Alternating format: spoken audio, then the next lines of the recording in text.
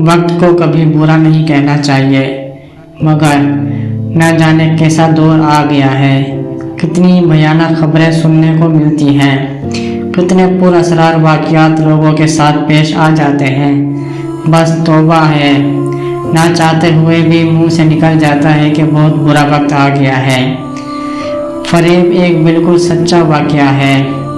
इस कहानी के किरदार हकीकी हैं, बस मैंने इनके नाम तब्दील कर दिए हैं। आपने देखा होगा कि हर फिल्म और ड्रामे के शुरू में डिस्क्लेमर दिया जाता है, लेकिन मैं ये चाहती हूँ कि अगर आपको मेरी कहानी से मिलते जुलते किरदार अपने आसपास नजर आए तो आप मुहतात रहें।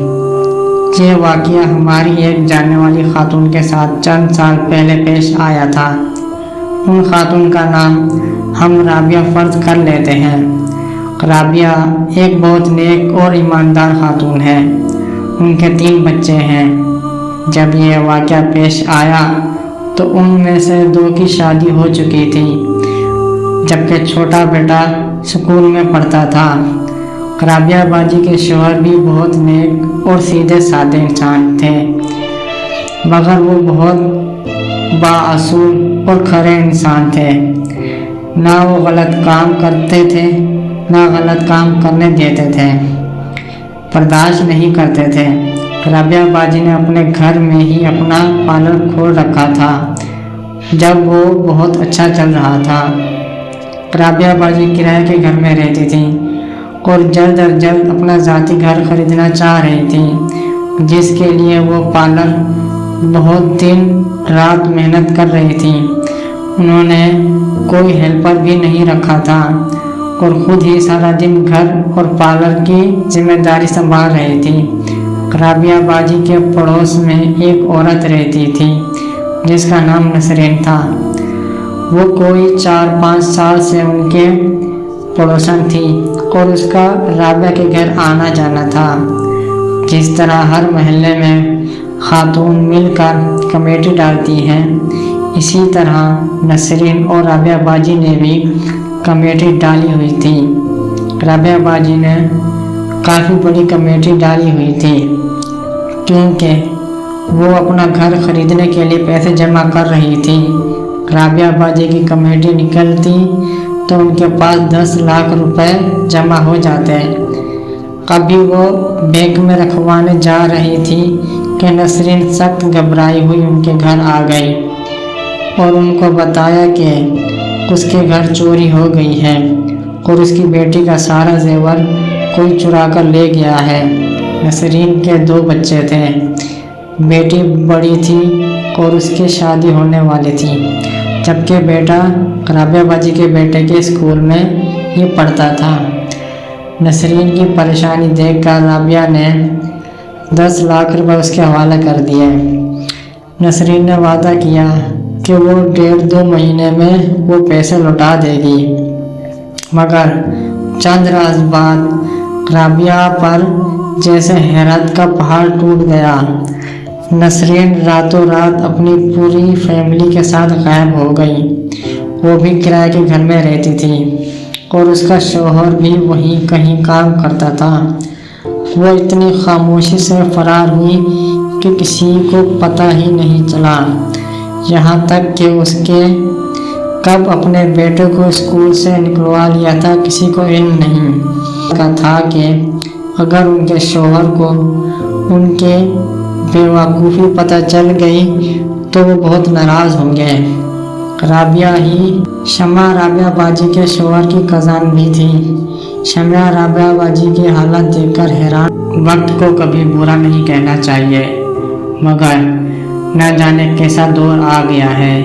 कितनी भयानक खबरें सुनने को मिलती हैं, कितने पुरअसरार वाक़यात लोगों के साथ पेश आ जाते हैं। बस तौबा है, ना चाहते हुए भी मुंह से निकल जाता है कि बहुत बुरा वक्त आ गया है। फरेब एक बिल्कुल सच्चा वाक़या है। इस कहानी के किरदार हकीकी हैं, बस मैंने इनके नाम तब्दील कर दिए हैं। आपने देखा होगा कि हर फिल्म और ड्रामे के शुरू में डिस्क्लेमर दिया जाता है, लेकिन मैं ये चाहती हूँ कि اگر آپ کو میری کہانی سے ملتے جلتے کردار اپنے آس پاس نظر آئیں تو آپ محتاط رہیں۔ یہ واقعہ ہماری ایک جاننے والی خاتون کے ساتھ چند سال پہلے پیش آیا تھا۔ ان خاتون کا نام ہم رابعہ فرض کر لیتے ہیں۔ رابعہ ایک بہت نیک اور ایماندار خاتون ہے۔ ان کے 3 بچے ہیں۔ جب یہ واقعہ پیش آیا تو ان میں سے 2 کی شادی ہو چکی تھی، جبکہ چھوٹا بیٹا اسکول میں پڑھتا تھا۔ رابعہ باجی کے شوہر بھی بہت نیک اور سیدھے سادے انسان تھے، مگر وہ بہت بااصول اور کھرے انسان تھے۔ نہ وہ غلط کام کرتے تھے، نہ غلط کام کرنے دیتے تھے، برداشت نہیں کرتے تھے۔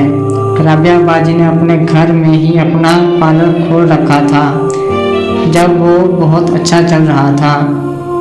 رابعہ باجی کرائے کے گھر میں رہتی تھی اور جلد از جلد اپنا ذاتی گھر خریدنا چاہ رہی تھی، جس کے لیے وہ پارلر بہت دن رات محنت کر رہی تھی۔ انہوں نے کوئی ہیلپر بھی نہیں رکھا تھا اور خود ہی سارا دن گھر اور پارلر کی ذمہ داری سنبھال رہی تھی۔ رابعہ باجی کے پڑوس میں ایک عورت رہتی تھی جس کا نام نسرین تھا۔ وہ کوئی 4-5 سال سے ان کے پڑوسن تھی اور اس کا رابعہ کے گھر آنا جانا تھا۔ جس طرح ہر محلے میں خاتون مل کر کمیٹی ڈالتی ہیں، اسی طرح نسرین اور رابعہ باجی نے بھی کمیٹی ڈالی ہوئی تھی۔ رابعہ باجی نے کافی بڑی کمیٹی ڈالی ہوئی تھی کیونکہ وہ اپنا گھر خریدنے کے لیے پیسے جمع کر رہی تھی۔ رابعہ باجی کی کمیٹی نکلتی تو ان کے پاس 10 لاکھ روپے جمع ہو جاتے۔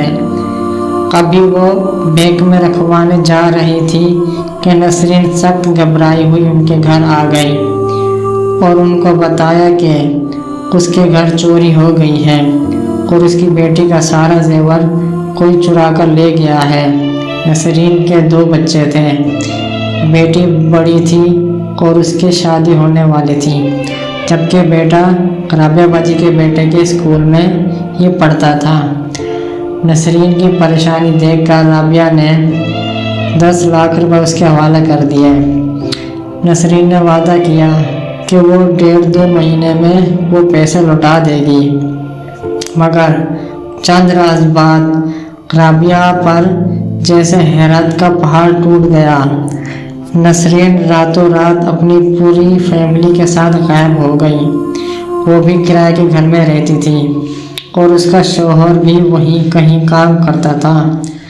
وہ اتنی خاموشی سے فرار ہوئی کہ کسی کو پتہ ہی نہیں چلا، یہاں تک کہ اس کے کب اپنے بیٹے کو اسکول سے نکلوا لیا تھا کسی کو علم نہیں تھا کہ اگر ان کے شوہر کو ان کے بیوقوفی پتہ چل گئی تو وہ بہت ناراض ہوں گے۔ شمع رابعہ باجی کے شوہر کی کزن بھی تھی۔ شمع رابعہ باجی کی حالت دیکھ کر حیران